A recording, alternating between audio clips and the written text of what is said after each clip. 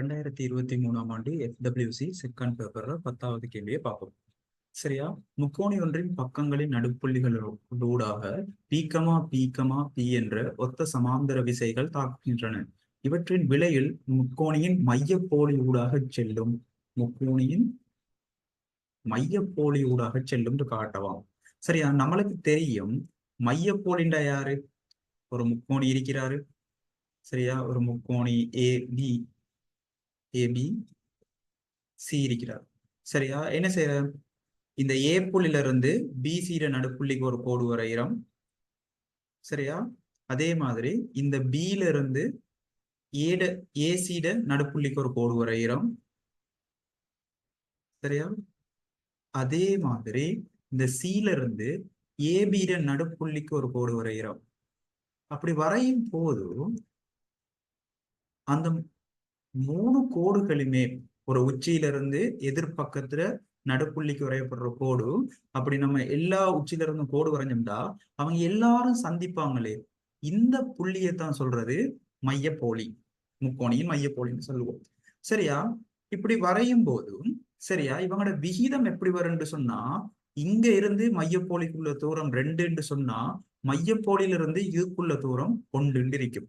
அதே மாதிரி இங்கேயும் 2க்கு 1 இருப்பார். சரியா? அப்போ இவர் முக்கோணியின் மையப்போலி ஊடாக செல்லும் காட்ட சொன்னா இந்த விகிதம், இந்த கோடுகள விகிதம் 2 காட்டினா போதும். சரியா? இதுதான் ஐடியா. சரியா? இப்போ கேள்விக்குள்ள வருவோம். சரியா? அப்போ அவர் சொன்ன மாதிரி ஒரு முக்கோணிய வரைஞ்சு கொள்ளுவோம். சரியா? முக்கோணிய வரைவோம். சரியா? முக்கோணிய வரைஞ்சாச்சு. சரியா? முக்கோணிய பேரிடுவோம் ABC. சரியா? என்ன சொல்றாரு?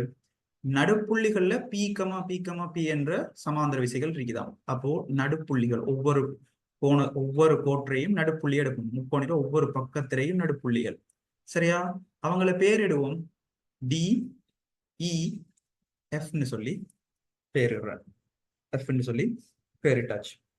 இப்போ இந்த ஒவ்வொரு புள்ளிலையும் என்ன செய்யறாங்க? பிங்கிற விசைகள் தாக்குறாரு. பிங்கிற விசைகள் தாக்குறாரு. சரியா? எல்லாத்தையும் குறிச்சாச்சு. சரி, இப்போ இங்க பாருங்க.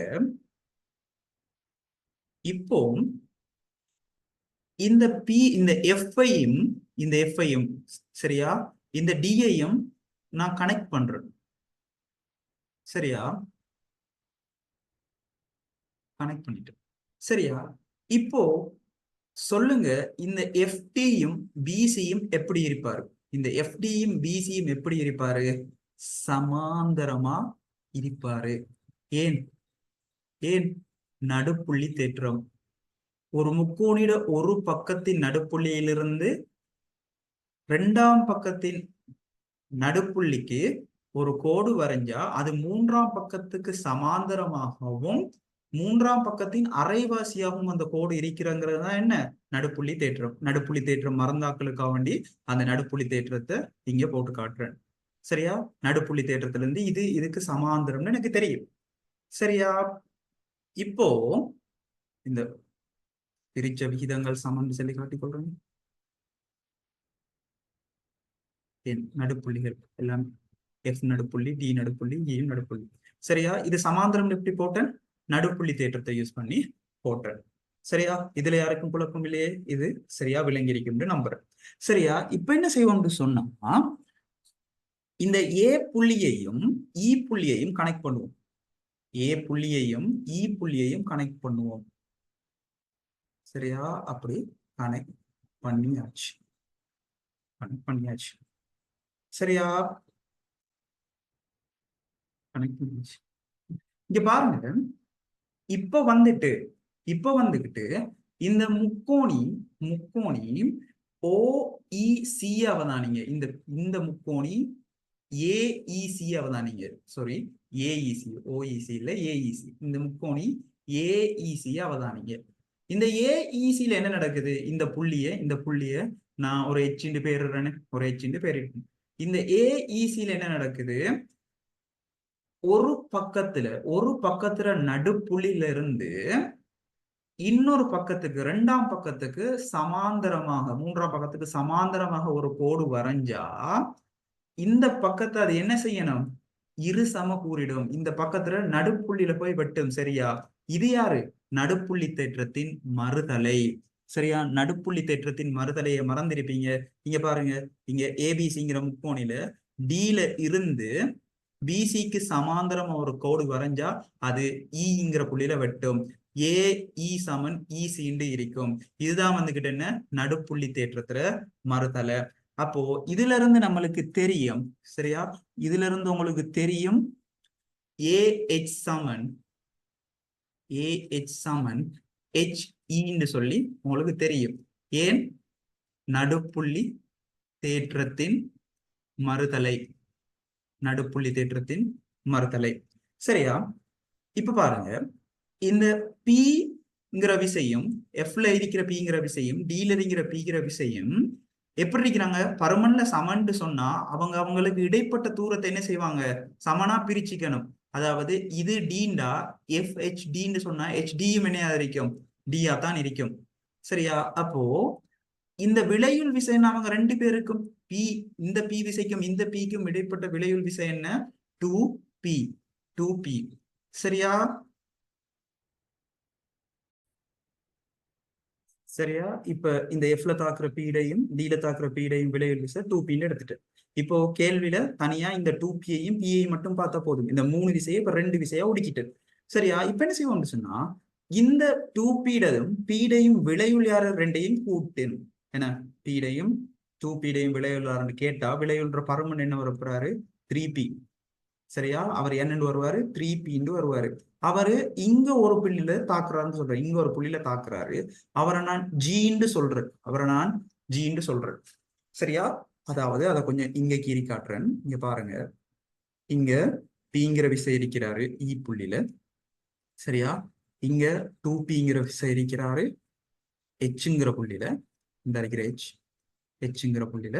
சரியா? இவங்க ரெண்டு பேர்ற விலையிலும் நான் சொல்றேன் வந்துகிட்டு ஜிங்கிற புள்ளியில இவங்க ரெண்டு பேர்ற விலையிலும் தாக்குறான்னு சொல்றேன். சரியா? நம்மளுக்கு தெரியும் ஒரு தொகுதியில விளையுள் பற்றி தனித்தனி விசைகளுக்கு திருப்பம் எடுத்தா அவரு என்ன வருவாரு? 0 வருவார். அதாவது விளையுள்ற தாக்கக்கோடு பற்றி நீங்க தனித்தனி விசைகளுக்கு திருப்புத்திறன் எடுத்தா அது 0 ஆகுவாரு. சரியா? இப்ப நான் என்ன செய்ய போறேன்னு சொன்னா ஜி பற்றி திருப்புத்திறன் எடுக்கிறேன். வலஞ்சுழியா திருப்புத்திறன் எடுக்கிறேன். கடிகார சுழற்சி திசையில எடுக்கிறேன். அப்படி எடுத்தேன்னு சொன்னா 2p விசை ஜில இருந்து எவ்வளவு தூரத்தில் இருக்கிறாரு? ஹெச்ஜி தூரத்தில் இருக்கிறாரு. சரியா? அது கடிகார சுழற்சி திசையிலேயே இந்த புள்ளிய திருப்ப பார்க்கும். ஆனா இந்த பிங்கிற விசை என்ன செய்வாரு? கடிகார சுழற்சி திசைக்கு எதிர் திசையில சுத்த பார்ப்பாரு. அதனால -p அது ஜில இருந்து எவ்வளவு தூரத்தில் இருக்கிறாரு? ஜிஇங்கிற தூரத்தில் இருக்கிறாரு. நான் ஆல்ரெடி சொல்லிட்டேன், விளையுள்ற தாக்கக்கோடு பற்றி நீங்க திருப்பம் எடுக்கிறீங்கன்னு சொன்னா தனித்தனி விசைகளின் திருப்பு திறன்களின் அச்சுதனிய கூட்டுத்தொகை என்ன ஆயிடும்? 0 ஆகிடும். அப்போ இது 0. ஓகே, அப்போ இந்த பியையும் கேன்சல் பண்ணிடும். அப்ப 2hg சமன் GE இருப்பாரு. அப்போ hgயின் கீழ் GE யாரு? hg தூரத்தின் கீழ் GE தூரம் யாரா இருப்பாரு? 1 கீழ் 2 இருப்பாரு. அப்ப நான் சொல்றேன், ஆகவே hg தூரத்தை ஒரு எக்ஸ் என்கன்னு சொல்லி எடுப்போம். அப்போ GE தூரம் என்னையா இருப்பாரு? 2x இருக்கணும். என்ன? ஏன்? இது 1க்கு 2 விகிதம். இவர் x இருந்தா இவர் கட்டாயம் GE என்னையா இருக்கணும்? 2x இருக்கணும். அப்போ நம்மளுக்கு தெரியும், அப்போ hgயும் gயும் x 2x எடுத்தீங்கன்னு சொன்னா HE சமன் யாரு? HE Saman 3x. ஏன்? HE நீங்க உருவாக்கணும்டா HG சக GE. அப்போ HE சமன் 3x. சரியா? இந்த HE ஆல்ரெடி யாருன்னு சொல்லி நிரூபிட்டீங்க நடுப்புள்ளி தேற்றத்தின் மறுதலையை யூஸ் பண்ணி. அந்த HE சமன் AHன்னு சொல்லி நிரூபிட்டீங்க. அப்போ AHம் 3x தான். சரியா? இப்ப என்ன செய்யுங்கன்னு சொன்னா ஏஜி யாரு ஜிஇ யாருன்னு கண்டுபிடிங்க. சரியா? அப்போ ஏஜி சமன் என்ன? ஏஜி சமன் ஏஜி சமன் ஏஹெச் சக ஹெச்ஜி. ஏஜி உங்களுக்கு தெரியும், ஏஜி சமன் ஏஹெச்னு சொன்னா ஏஹெச் இப்பதான் கண்டுபிடிச்சீங்க 3x. சரியா? ஹெச்ஜி என்ன? ஹெச்ஜியை எக்ஸ் எடுத்திருக்கிறோம். அப்போ இது யாரு? 4x. 4x. சரியா? அப்போ ஜிஇயும் ஆல்ரெடி உங்களுக்கு தெரியும் 2x தெரியும். அப்போ ஏஜிக்கு ஜிஇட விகிதம் என்ன? இது 4x சொன்னா அது 2x இருக்கிறாரு. அப்போ இது சமன் என்ன? 4க்கு 2 இருக்கிறாரு. அவரை இன்னும் சுருக்கலாம். அப்ப 2க்கு 1ங்கிற விகிதத்துல இருக்கிறாரு. 2க்கு 1ங்கிற விகிதத்துல இருக்கிறாரு. நான் சொன்னேன் நடுப்புள்ளி, அதாவது மைய போலிண்டா யாரு? மைய போலி பார்க்கும்போது ஒரு உச்சியில இருந்து அதுக்கு எதிர்பக்கத்துல இருக்கிற நடுப்புள்ளிக்கு கோடு வரைஞ்சா இப்படி எல்லா உச்சியில இருந்து வரையும் போது அந்த கோடுகள் ஒரு புள்ளியில இடைவெட்டும். அவர்தான் மையப்போலி. அந்த விகிதங்கள் எப்படி இருக்கும்? 2 கொண்டு இருக்கும். இங்க பாருங்க, இப்ப இந்த ஏஜிக்கு ஜிஇ 2 விகிதத்தில் இருக்கிறாரு. அப்ப நான் என்ன சொல்லிடும்? ஆகவே ஜி மையப்போலியாகும். மையப்போலியாகும். ஜிங்கிறது யாரு? விளையுள் விசை. இந்த பிங்கிற 3 விசைகளினதும் விளையுள் விசை 3p போற புள்ளிதான் யாரு? நம்மட ஜி. சரியா? விளையுள் இந்த 3 விசைகள் விளையுள் 3p போற புள்ளிதான் ஜி. ஆகவே விளையுள் விசை மைய போலியினூடாக செல்லுது என்று சொல்லி நிரூபித்தோம். சரியா? சோ இந்த கேள்விக்குரிய விடைய இப்படித்தான் நிறுவனம். Okay, thank you very much.